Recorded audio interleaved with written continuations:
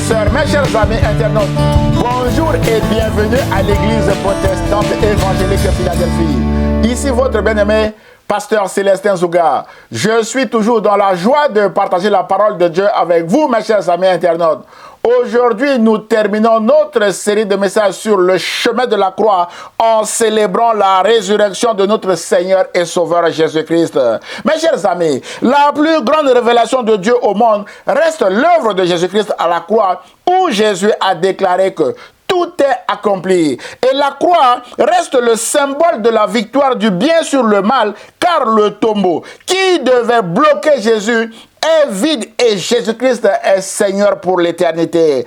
C'est pourquoi Luther, dans la Theologia Crucis, affirme que, je cite, une théologie qui ne découle pas de la croix et qui ne se centre pas sur la croix ne peut être authentiquement chrétienne. Fin de citation de Luther. Frères et sœurs, sans la croix, il n'y a pas de Seigneur. Sans la croix, il n'y a pas de chrétien. Et sans la croix, il n'y a pas d'église parce que c'est à la croix que Jésus a effacé l'acte dont les ordonnances nous condamnaient et qui subsistait contre nous et l'a détruit en le clouant à la croix, mes bien-aimés.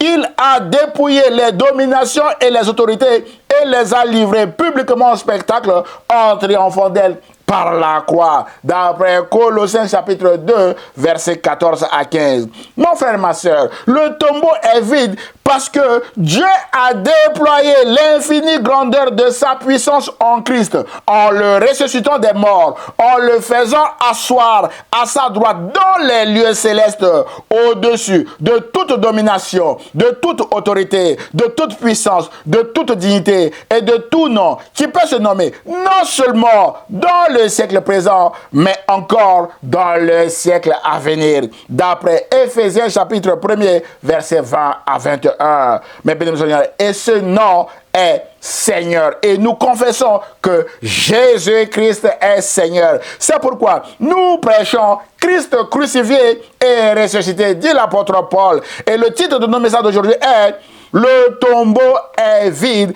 et Jésus-Christ est Seigneur ». Notre texte de base est en Luc chapitre 24, versets 1 à 7, où il est écrit que le premier jour de la semaine, les femmes se rendirent au sépulcre de grand matin, portant les aromates qu'elles avaient préparés. Elles trouvèrent que la pierre avait été roulée de devant le sépulcre. Et étant entrées, elles ne trouvèrent pas le corps du Seigneur Jésus. Comme elles ne savaient que penser de cela, voici, deux hommes leur apparurent en habits resplendissants. Saisies de frayeur, elles baissèrent le visage contre terre, mais ils leur dirent: pourquoi cherchez-vous parmi les morts celui qui est vivant?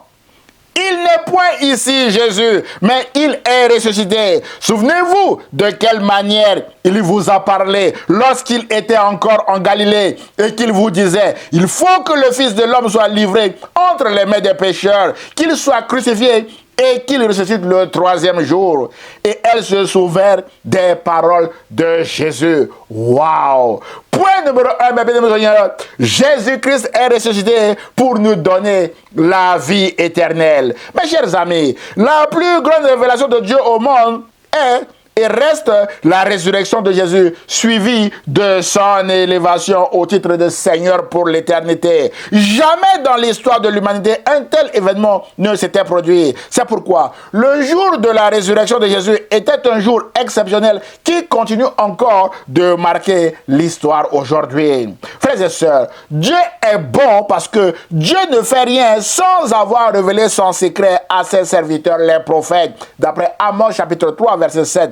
C'est à ce titre que Jésus a pris soin de révéler à ses concitoyens le plan du salut de l'humanité qui devait passer par sa propre mort et sa résurrection, en déclarant en Marc chapitre 10, verset 33 à 34 que nous avons étudié dans cette série que, écoutez, nous montons à Jérusalem, le Fils de l'homme va être livré au chef des prêtres et au maître de la loi. Ils vont le condamner à mort et le livrer à ceux qui ne connaissent pas Dieu.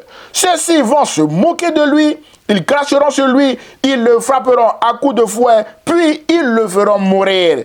Mais 3 jours après, il il se relèvera de la mort ou encore il ressuscitera.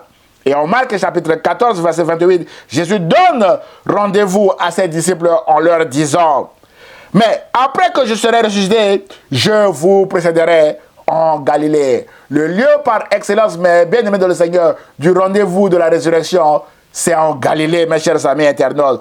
Mais il est écrit que, après la mort de Jésus, le premier jour de la semaine, les femmes se rendirent au sépulcre ou au tombeau pour chercher Jésus et vont essuyer la question de ces deux hommes en habits resplendissants qui leur dirent, « Pourquoi cherchez-vous parmi les morts celui qui est vivant aujourd'hui? Il n'est point ici, mais il est ressuscité. » Mon frère, ma soeur, Jésus-Christ est vraiment ressuscité et le tombeau est vide. C'est une bonne nouvelle. Malheureusement, comme les femmes qui sont parties chercher Jésus au mauvais endroit, c'est-à-dire au tombeau, aujourd'hui encore, beaucoup de personnes vont chercher Jésus, vont chercher Dieu au mauvais endroit, chez les gourous, chez les magiciens, dans des sectes pernicieuses et autres qui sont des lieux de mort. Non, mon frère, ma soeur, vous trouverez facilement Jésus dans une église parce qu'il a dit que là où deux ou trois s'assemblent en son nom, il est au milieu d'eux, mes bien-aimés Seigneur. Vous trouverez facilement Jésus-Christ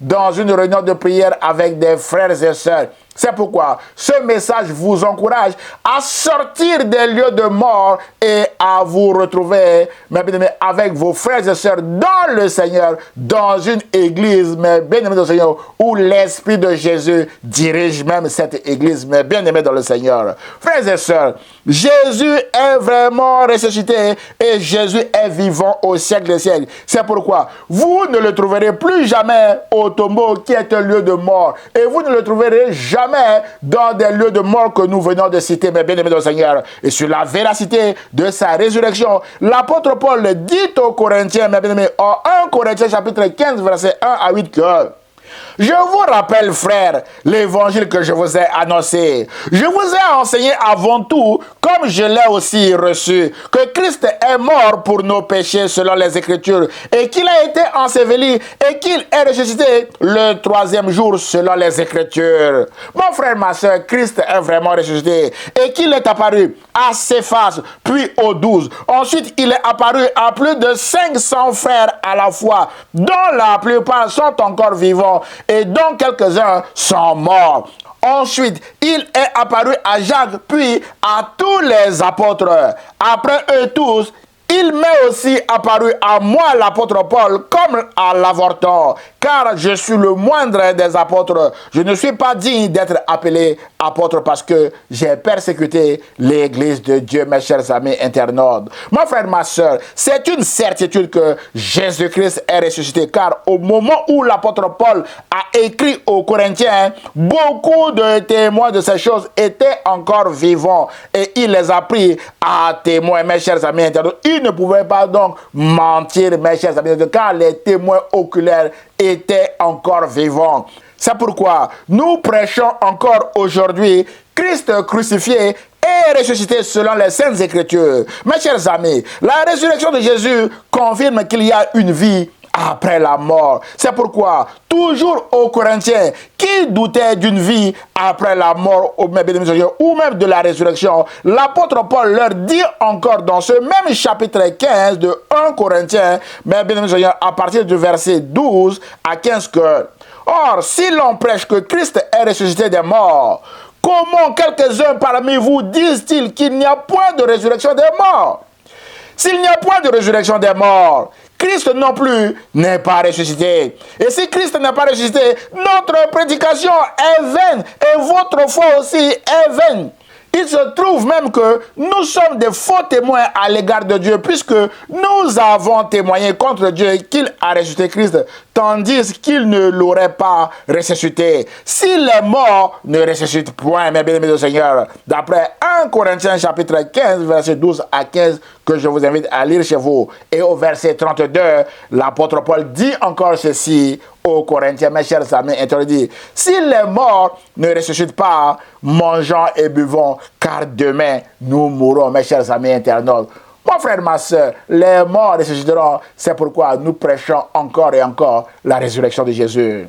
Mes chers amis, frères et sœurs, il y a une vie après la mort. C'est ce que l'apôtre Paul enseigne aux Corinthiens ici sur la résurrection de Jésus. Et l'apôtre Paul se réjouit d'avoir tout quitté, même avec la brutalité dont il avait besoin sur le chemin de Damas pour répondre à son appel à servir Jésus. C'est pourquoi l'apôtre Paul a dit aux Philippiens, chapitre 3, versets 5 à 8, que moi, circoncis le 8e jour, de la race d'Israël, de la tribu de Benjamin, hébreu, né d'hébreu, quant à la loi, pharisien, quant aux zèles, persécuteurs de l'Église, irréprochable à l'égard de la justice de la loi. Mais ces choses qui étaient pour moi des gains, je les ai regardées comme une perte à cause de Christ. Et même je regarde toutes choses comme une perte à cause de l'excellence de la connaissance de Jésus-Christ, mon Seigneur, pour lequel j'ai renoncé à tout et je les regarde comme de la boue afin de gagner Christ.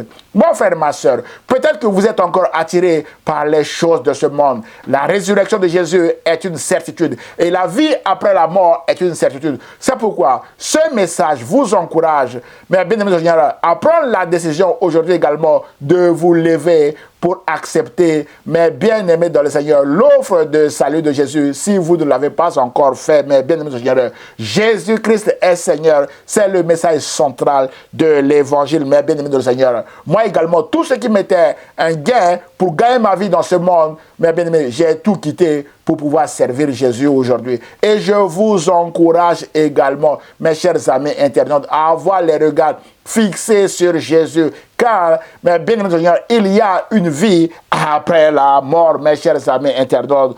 Où iriez-vous, mes chers amis internautes? Mon frère, ma soeur, la résurrection de Jésus confirme qu'il y a une vie après la mort et Jésus-Christ reviendra comme un roi pour juger le monde, mes chers amis. C'est pourquoi l'apôtre Paul avertit les Thessaloniciens pour se préparer à ce heureux événement, mes chers amis internautes, en 1 Thessaloniciens chapitre 4, versets 16 à 17, que car le Seigneur lui-même a un signal donné à la voix d'un archange et au son de la trompette de Dieu descendra du ciel et les morts en Christ ressusciteront premièrement. Mon frère, ma soeur, Jésus-Christ reviendra. Il y aura une résurrection. Il y aura deux chemins. Mais bien aimé Seigneur, l'enfer ou le paradis. Quel sera votre chemin, mes chers amis internautes? L'apôtre Paul dit encore ceci. Ensuite, nous les vivants qui seront restés, nous serons tous ensemble enlevés avec eux sur des nuages à la rencontre du Seigneur dans les airs.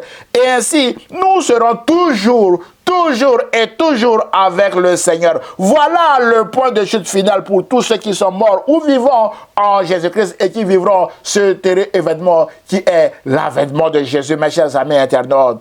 Mes chers amis, frères et sœurs, il y a une vie après la mort. La preuve est la résurrection de Jésus-Christ. Il y a aussi un jugement après la mort. C'est pourquoi l'auteur de l'Épître aux Hébreux clame en Hébreux chapitre 9 verset 27 que il est réservé aux hommes et aux femmes aussi de mourir une seule fois. Après quoi vient le jugement. Mon frère, ma soeur, il y aura un jugement, mes bien-aimés.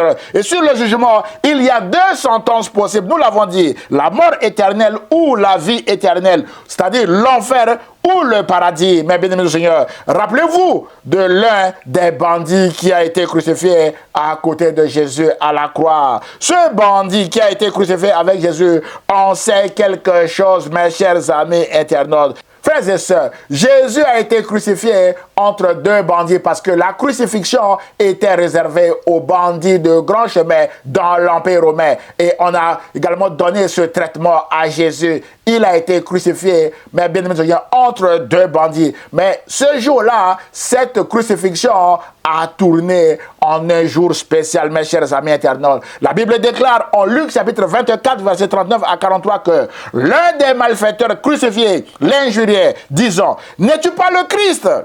Sauve-toi toi-même et sauve-nous aussi. » Mais l'autre le reprenait et disait, « Ne crains-tu pas Dieu, toi qui subis la même condamnation? Pour nous, c'est justice, car nous recevons ce qu'ont mérité nos crimes. Mais celui-ci n'a rien fait de mal. » Et il dit à Jésus, « Souviens-toi de moi quand tu viendras dans ton règne, Jésus. » Jésus lui répondit, à la croix, mes bien-aimés, je te le dis en vérité, aujourd'hui tu seras avec moi dans le paradis. Waouh! Voilà le chemin de cet homme, mes bien-aimés, qui s'est repenti in extremis sur la croix, mes chers amis internautes. Mon frère, ma soeur, ce malfaiteur vient de reconnaître publiquement ses péchés et de confesser aussi publiquement devant cette foule venue assister à la crucifixion de Jésus que Jésus-Christ reviendra pour régner éternellement avec ceux qui craignent Dieu et que son règne n'aura pas de fin, comme l'ange Gabriel a dit à Marie en Luc chapitre 1 verset 33 que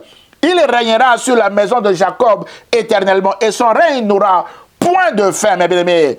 Puis, ce malfaiteur repenti place sa confiance ou son espérance dans le retour imminent de Jésus, mes bien-aimés, en lui disant, souviens-toi de moi quand tu reviendras. Or, l'espérance s'appelle aussi la foi dans le futur. Et sa confession de foi est suffisante, mes chers amis, pour entrer dans le royaume de Dieu, car c'est la première fois qu'un homme confesse aussi publiquement sur une croix que Jésus-Christ reviendra comme roi. Sous-entendu, il confesse publiquement que cette mort imminente de la croix ne retiendra pas Jésus. Et il l'a dit devant cette foule méchante, mes bien-aimés. C'est pourquoi Jésus lui a dit, je te le dis en vérité, aujourd'hui tu seras avec moi dans le paradis. Et ce, parce qu'il a confessé que Jésus-Christ reviendra. Et il reviendra comme roi, mes chers amis internautes. Et il sait que cette mort imminente ne va pas arrêter Jésus, mes chers amis internautes. Cela est suffisant pour entrer dans le royaume de Dieu. C'est pourquoi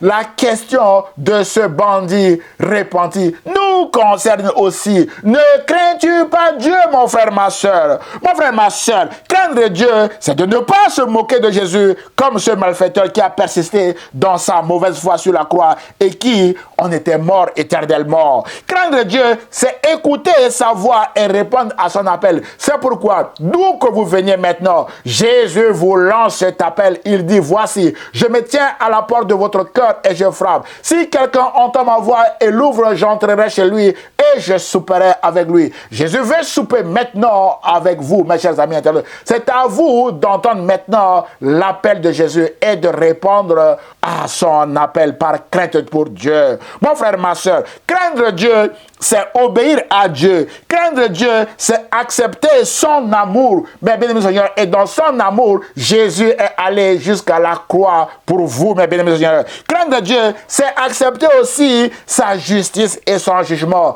Jésus a été jugé, condamné, mes bien-aimés, à mort pour vous, mes bien-aimés Seigneur. Et craindre Dieu, c'est confesser publiquement que Jésus-Christ est votre Seigneur et votre Sauveur. C'est alors que vous échapperez au jugement de Dieu et vous aurez la vie éternelle en Jésus-Christ, mes chers amis éternels. La Bible déclare en Jean chapitre 3 verset 16 que « Car Dieu a tant aimé le monde qu'il a donné son Fils unique, afin que quiconque croit en lui ne périsse point, mais qu'il ait la vie éternelle. » Verset 17. Dieu en effet n'a pas envoyé son Fils dans le monde pour qu'il juge le monde, mais pour que le monde soit sauvé par lui. C'est pourquoi Jésus vous aime et vous tend encore la main à travers ce message, mes bien-aimés Seigneur. Et au verset 18, il est écrit que celui qui croit en lui n'est point jugé, mais celui qui ne croit pas est déjà jugé parce qu'il n'a pas cru au nom du Fils unique de Dieu. Mon frère, ma soeur, celui qui croit en Jésus n'est point jugé parce que Jésus est déjà condamné et Jésus est mort à sa place à la croix, mes bien-aimés. Jésus est mort pour vous donner la vie éternelle. Notre célèbre Apocalypse 5, verset 9 dit que Jésus a racheté pour Dieu par son sang des hommes et des femmes de tout peuple, de toute tribu et de toute langue. C'est pourquoi, mon frère, ma soeur, d'où que vous veniez, Jésus vous tend la main à travers ce message afin que vous puissiez l'accepter comme votre Seigneur et Sauveur et recevoir le salut dès aujourd'hui, mes chers amis internautes. Jésus a dit en Jean chapitre 14, verset 6 que je suis le chemin, la vérité et la vie. Nul ne vient au Père que par moi. Mon frère, ma soeur, nul ne va vers Dieu que par Jésus-Christ, mes chers amis internautes. C'est pourquoi ce message vous encourage à accepter Jésus-Christ comme votre Seigneur et Sauveur. Et c'est lui qui se chargera de vous amener à la maison de son Père. Parce qu'il connaît le chemin. Il veut vous donner la vie également. Mon frère, ma soeur, c'est toujours la vie qui donne la vie. Mes bien-aimés, Jésus a donné sa vie pour vous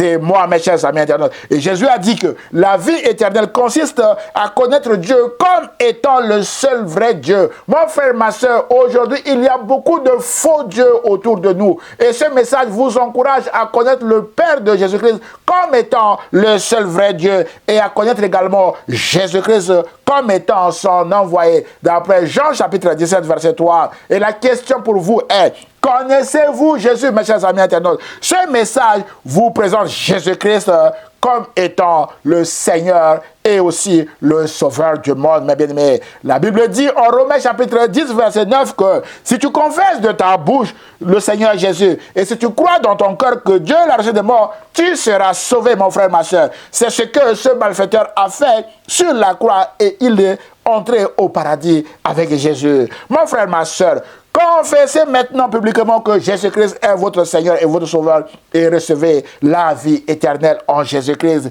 Et si vous venez de le faire, je vous dis bravo. Jésus-Christ est désormais votre Seigneur et Sauveur. Et vous aussi, la Bible dit qu'à tous ceux qui l'ont reçu, il leur a donné le pouvoir de devenir enfants de Dieu. Et vous êtes maintenant enfants de Dieu comme Jésus-Christ, mes chers amis internautes. Et Jésus-Christ est votre Seigneur et votre Sauveur, parce que c'est lui qui vient de vous sauver maintenant. Vos péchés passés, présents et futurs sont maintenant désormais effacés par le sang de Jésus. La Bible dit que le sang de Jésus nous purifie de tout péché et de toute iniquité. Mais bien aimé Seigneur, vous êtes maintenant lavés et purifiés de tout péché et Jésus-Christ est votre Seigneur et votre Sauveur. La question est, qu'est-ce que cela signifie pour vous, mes bien-aimés Seigneur, que Jésus-Christ est votre Seigneur et votre Sauveur? C'est ce que nous allons voir maintenant dans notre deuxième et dernier point, mes chers amis internautes. Point numéro 2, Jésus-Christ est Seigneur. Quels enseignements pour vous et moi? Frères et sœurs, mes chers amis, c'est un seul auteur, notamment l'apôtre Paul, qui a fait cette déclaration qui est devenue le résumé de toute la Bible et le socle de la foi chrétienne, le socle de notre foi. Jésus-Christ est Seigneur, mes bien-aimés Seigneur. C'est le fondement de notre foi. L'apôtre Paul dit aux Philippiens, chapitre 2, versets 5 à 11 que ayez en vous, Philippiens, les sentiments qui étaient en Jésus-Christ, lequel, existant en forme de Dieu, n'a point regardé comme une proie à arracher d'être égal avec Dieu, mais s'est dépouillé lui-même en prenant une forme de serviteur, en devenant semblable aux hommes, et ayant paru comme un simple homme, il s'est humilié lui-même, se rendant obéissant jusqu'à la mort, même jusqu'à la mort de la croix. C'est pourquoi aussi Dieu l'a souverainement élevé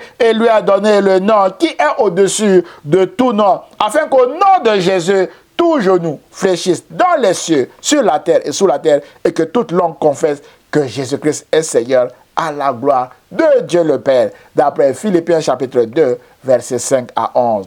Frères et sœurs, alors qu'on criait dans l'Empire romain que César est Seigneur, l'apôtre Paul, prisonnier de César, dans sa cellule de prison à Rome, reçoit cette magnifique révélation de la part de Dieu sur l'incarnation et la glorification de Jésus comme Seigneur pour l'éternité. Et l'apôtre Paul recommande aux Philippiens d'avoir en eux les sentiments qui étaient en Jésus-Christ. Et ces sentiments sont des sentiments d'amour. C'est par amour pour vous et moi que Jésus a quitté son trône de gloire pour descendre ici afin d'aller mourir à la croix pour nous racheter de la mort à la vie, mes bien-aimés. C'est pourquoi, mon frère, ma soeur, si vous venez de confesser que Jésus-Christ est votre Seigneur et Sauveur, le premier enseignement pour vous et moi est que vous devez marcher dans l'amour de Jésus. Jésus a aimé celui qui vient d'ici, comme Zachée, aussi celui ou celle qui vient d'ailleurs, comme la femme samaritaine que nous avons étudiée dans cette série, mes bien-aimés. Jésus a dit en Jean chapitre 13, verset 34 à 35, que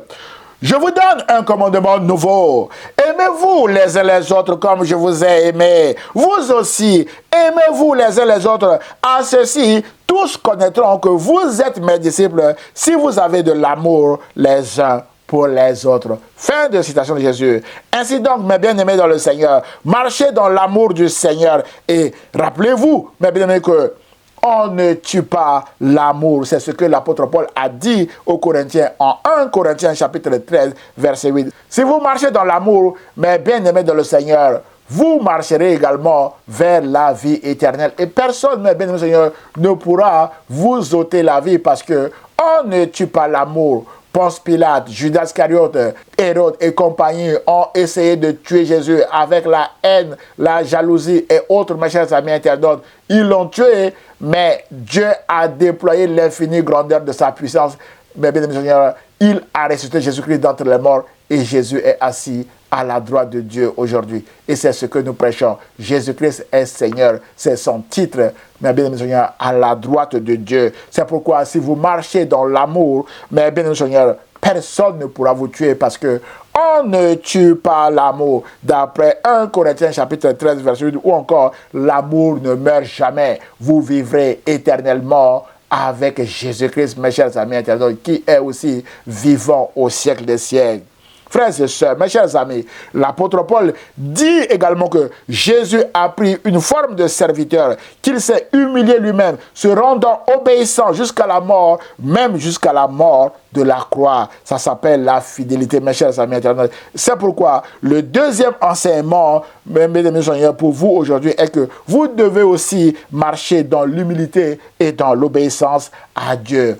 Oui, le chemin de la maison de Dieu est parsemé d'obstacles et de difficultés. Jésus est passé par ce chemin, mais bien aimé, il a connu la mort de la croix, mais cette mort ne l'a pas retenu. C'est pourquoi ce message vous encourage, mes bien Seigneur, à marcher également dans la fidélité, dans l'obéissance à Dieu et surtout dans l'humilité, mes chers amis internautes. Rappelez-vous que l'humilité s'oppose à l'orgueil, mes chers amis internautes. Et une forme d'orgueil consiste à ne pas obéir à la voix de Dieu, à ne pas attendre la voix de Dieu. Je décide aujourd'hui, je dis non, j'en ai assez d'attendre avec Dieu, je vais aller chercher une autre solution ailleurs. Dans les lieux de mort, mes chers amis internautes, nous avons vu que les femmes n'étaient pas patientes. Au lieu d'aller en Galilée, les femmes sont allées dans un lieu de mort pour chercher Jésus, mes chers amis internautes. C'est pourquoi ce message vous encourage à ne pas aller dans ces lieux de mort, mes chers amis internautes, mais à marcher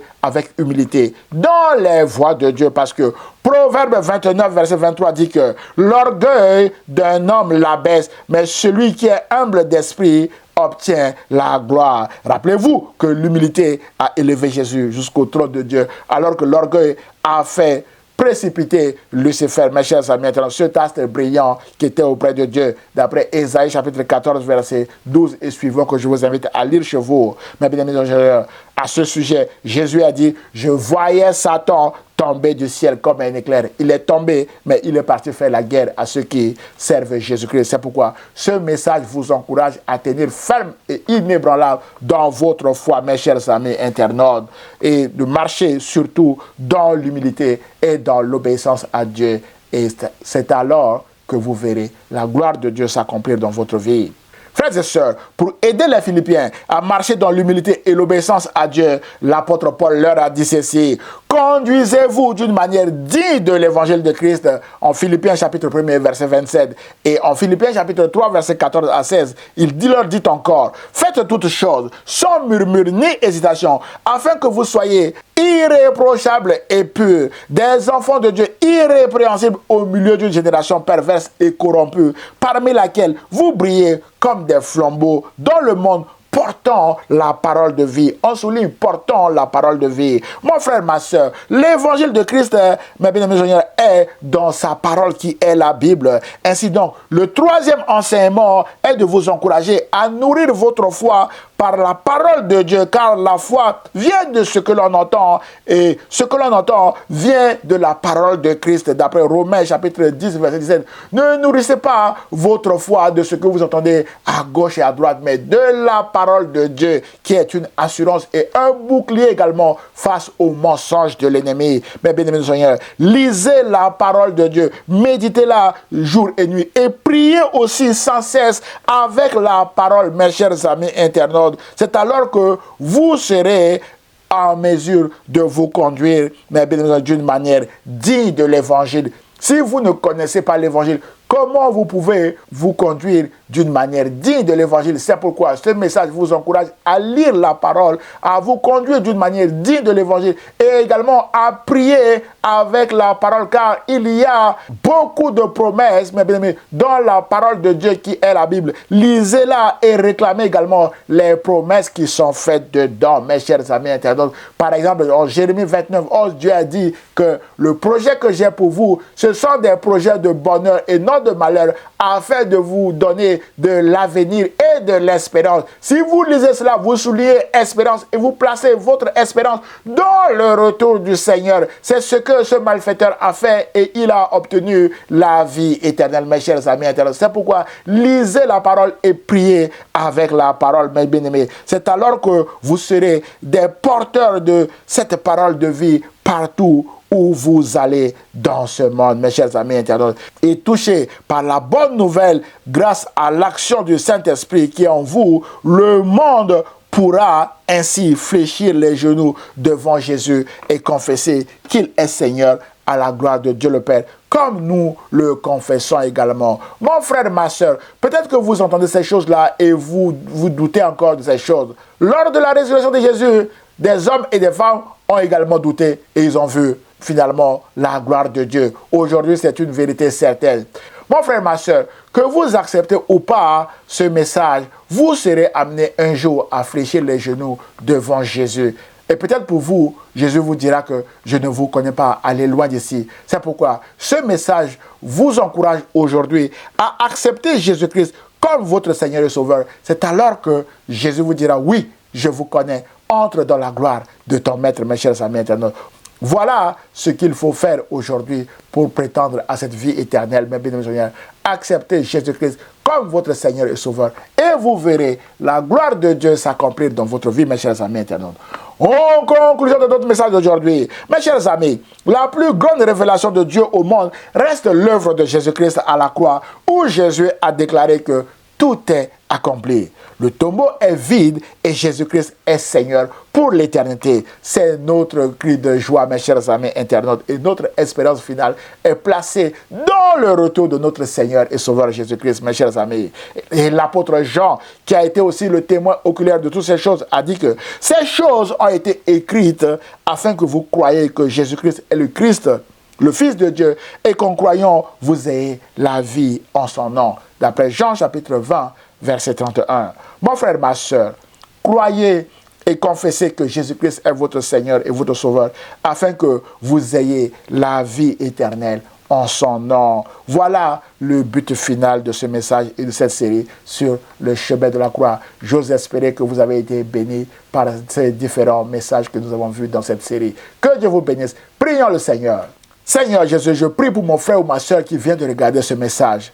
Peut-être que mon frère ou ma soeur ne te connaît pas encore, ne t'a pas encore accepté comme son Seigneur et son Sauveur. Je prie, Saint-Esprit, afin que tu puisses convaincre mon frère ou ma soeur à accepter Jésus-Christ comme son Seigneur et son Sauveur et à se lever pour vivre désormais selon tes enseignements et prendre l'engagement surtout de passer par les eaux du baptême afin d'aller chercher d'autres disciples. C'est ce que j'ai reçu, que je viens également de transmettre à mon frère. Saint-Esprit, aide mon frère à marcher dans les voies de Dieu. Je prie au nom de Jésus et l'Église protestante évangélique de Philadelphie répond Amen.